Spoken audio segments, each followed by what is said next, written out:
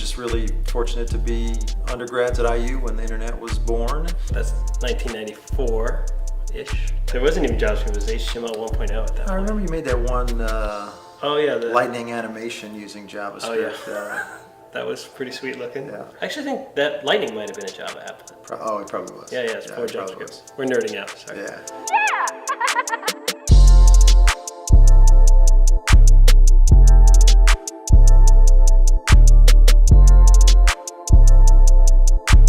I'm Brad Wisler, founder and CEO of Periodic, co-founder of SproutBox, and on the board and chair of the marketing committee for Dimension Mill. I'm Mike Trotzke, CEO at Cheddar, co-founder of SproutBox, and I'm also vice chair at the Dimension Mill.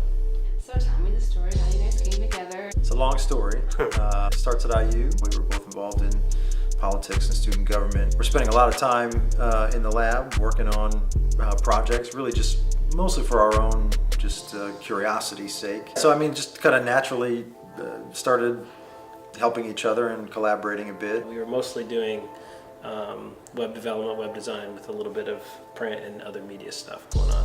We built what probably was the first ever online campaign contribution system, but we were so dense that we didn't think that was something that should be a product. We realized that we needed to build something we could sell over and over again. But ultimately we settled in on building a platform for apartment living. But yeah, when we grew that company into a national player, we're processing millions of dollars in rent payments every day at one point. Yeah, right. And then we sold that in 2007. Really attributed a lot of being able to do that to Bloomington, being able to do it at a lower cost of living. We relied on a lot of talent that was very young. We all sort of learned together.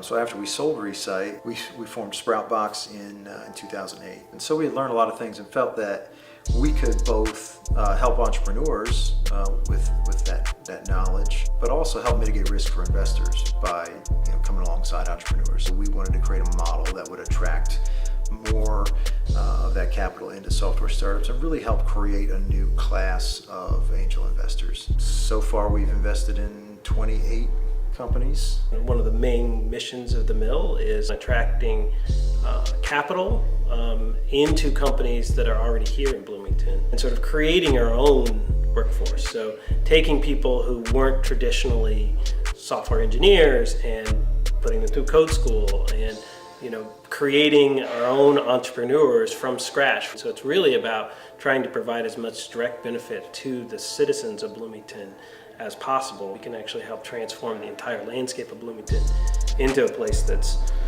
both prosperous and successful, empowering people's dreams to build something. If you're like, what does this mean for me? It's like, start thinking about what kind of thing you would love to produce and to have out in the world instead of working in a constricted job. Start thinking about that, start showing up at events at the mill, and it might be possible to make those things happen. And if more people in Bloomington do that, it's just going to be an even better place to live.